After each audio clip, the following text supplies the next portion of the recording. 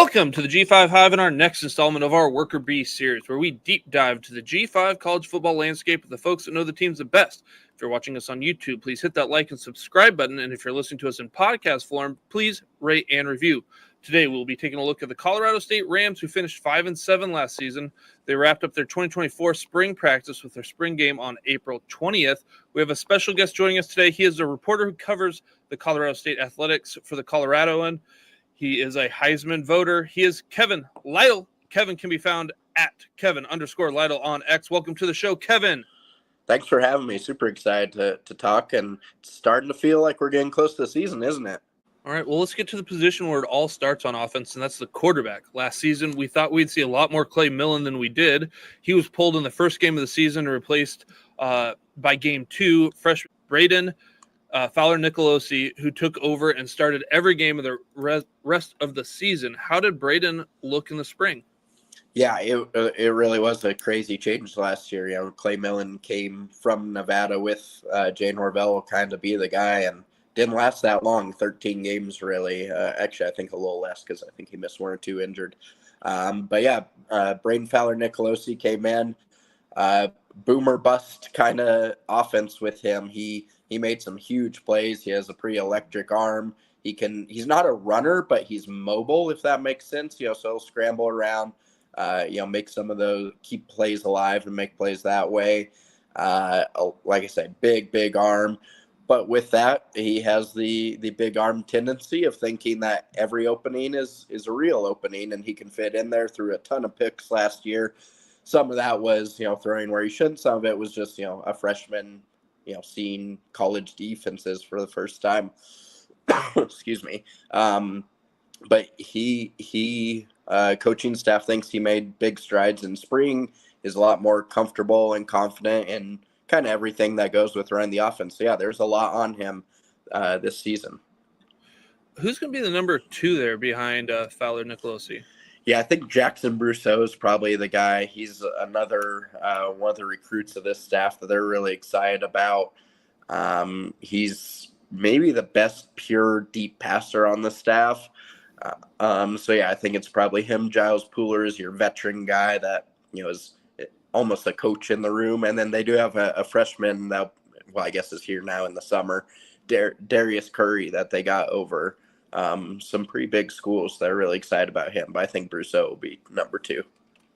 All right, well, let's move over to the running game. The Rams' leading rusher from a year ago, Van Shield, transferred to Northern Colorado. This room looks crowded. They bring back Justin Marshall, who only had 78 yards behind Shield despite playing in 6 less games. They also brought back Avery Morrow, Kobe Johnson, Damian Henderson, and KJ Edwards. How did that room shape up in the spring?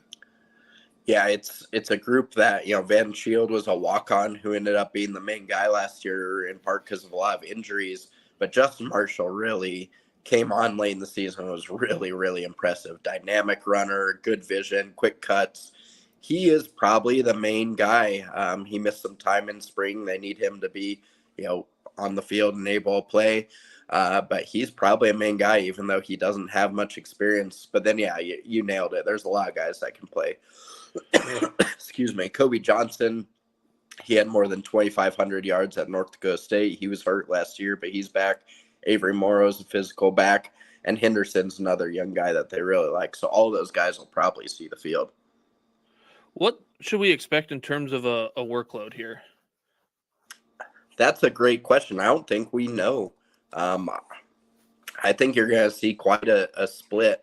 I don't think you're going to see one guy have 80% of the carries. I think it's going to be pretty divvied up. All right. Well, the passing game looks a little different here in 2024. Justice Ross Simmons transferred to Syracuse, and Lewis Brown IV transferred to San Diego State. Just as intriguing as those transfers were, their leading receiver from 2023, Torrey Horton, comes back for another year. Man, I was convinced he would be off to the NFL. What can you tell us about Horton coming back for another season? That's got to be exciting there for Colorado State. Yeah, a lot of people thought he was going to be off to the NFL, but he saw, an area or, got feedback of some areas of growth that he could, pursue with another year in college. There's some, I think CSU, tried to make sure he was in a good place NIL-wise, which helps. but he's just a super dynamic playmaker. I think he's the best receiver in the Mountain West. He can good route runner, good hands, can go make a play. He can do a little bit of everything. He's also an electric punt returner. So yeah, I think Torrey Horton is just one of the best in, the group of five, and just an electric player, and him coming back, in a lot of ways really mitigates the loss of those other guys because Torrey Horton is that good. He's super, super dynamic player.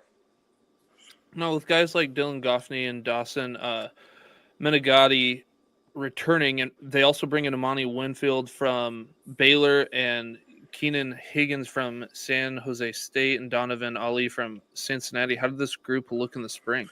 Yeah, I think those transfers are going to be big. Ali was the only one that was here in the spring, but he's a really big physical player that I think, especially in red zone, they'll use him.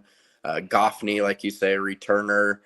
He had a huge spring. The coaches were kind of raving about what he did, so they're looking for him to take a step forward. And at least one of Winfield or Higgins, I think, will be important. So they also have some young guys coming up that they're excited about. So this staff and this offense creates receivers, so I think they're going to have them. It's just a little uncertain on which ones. You talked about some younger guys, stepping up a little bit. Who are some of those younger guys that you saw step up in the spring? Yeah, Caleb Goody, he played a little bit last year as a true freshman. He had a really good spring. Jamari Person is another guy that had a really good spring. They have some true freshmen that you never know, like a Jordan Ross was a 4-star recruit that they landed, who he should be here now in the summer and could be part of that group. So yeah, they have a lot. This staff, they get receivers, that's for sure. So there were 139 targets vacated with the transfer of Ross Simmons and Brown the fourth. Who steps up in those absence of those guys and sees those targets and how do you see those targets getting divided up? Yeah, I think you're going to need more catches from Goffney than last year. I think Ollie's going to get a decent number. I think probably Winfield will get some, and then probably some of the youngsters as well. And it's hard to say more targets for Torrey Horton because it's not like he was lacking them, but there might be more targets for Torrey Horton. Well, one of the biggest losses to this offensive side of the ball was the tight end. He's now a New Orleans Saint, Dallin Holker. Holker was second on the team in targets, reception, yards, and touchdowns for the Rams in 2023. How does Colorado State replace that production? Yeah, I mean, that might be, the biggest question for this offense because Holker did so much. He opened up the middle of the field. He would take, a safety away from Horton or something like that. He really created problems for defenses. So it's a huge hole for CSU to replace. And it's to be determined a little bit. Vince Brown is back. He had some targets last year, but not a ton. They have a couple other guys that have been on the roster, a Jordan Williams, Mason Wow, not a ton of experience. They're super excited about Jackson Warren. They've really been talking him up, a JUCO transfer. Kind of a fun story. He, as a high school kid, went to Nevada's quarterback camp when this staff was at Nevada as a quarterback, to work with Matt Mummy. And he, he's like 6'7", I think, ended up, I think just within the last year or two, transitioning to more a pass catcher than a quarterback. But he's a super athlete. When he committed, you look on his Twitter and, there's videos of him, windmill dunking and things like that. So they're excited about him, but he's a guy that's never played FBS football. Was Colorado State a little bit shocked that Holker went to the NFL, or the fact that the NFL didn't think as highly as Holker as maybe the rest of the college football world did? Yeah, it could have gone either way. It's one of those, on the one hand, was it certain he would be highly picked? No. But on the other hand, he's an older player. I think he was either 23 or 24 when the draft happened. He was, a finalist for the Mackey last year. So on the other hand, it's like, well, the stock maybe was as high as it was going to get. So just go now and, especially with the age thing, just try and get into it. So they were hoping to get him back, but understood. I think that, obviously if your football time clock doesn't go forever and you may just want to go and get it when you have the chance. And that's kind of what the opposite side worked for Torrey Horton. He's a fifth-year guy, but he just turned 21. He's a young 21 as a fifth-year guy. So that, that worked in their favor. The Holker age worked, maybe against CSU's favor. Gotcha. Well, the offensive line wasn't in too bad of a shape going into the spring. They did lose their left guard Oliver Jervis and right guard Andrew Cannon to graduation. That means their center Jacob Gardner, left tackle Savion Henderson, and right tackle Drew Moss are all back. How did this group look in the spring? Are they ready to run the ball? Yeah, I think they're in pretty good spot. Like you say, not a lot of turnover, and I think it's probably your most important ones you get back with, center, left tackle, and Moss will be at right tackle. So Aaron Karras is a guy that's got a good chance to start maybe at right guard. They have a few transfers. There's Alex Foster from Utah Tech. Excuse me again. Who may slide in. Tanner Morley, a young guy they've been developing at left guard, could be in there as well.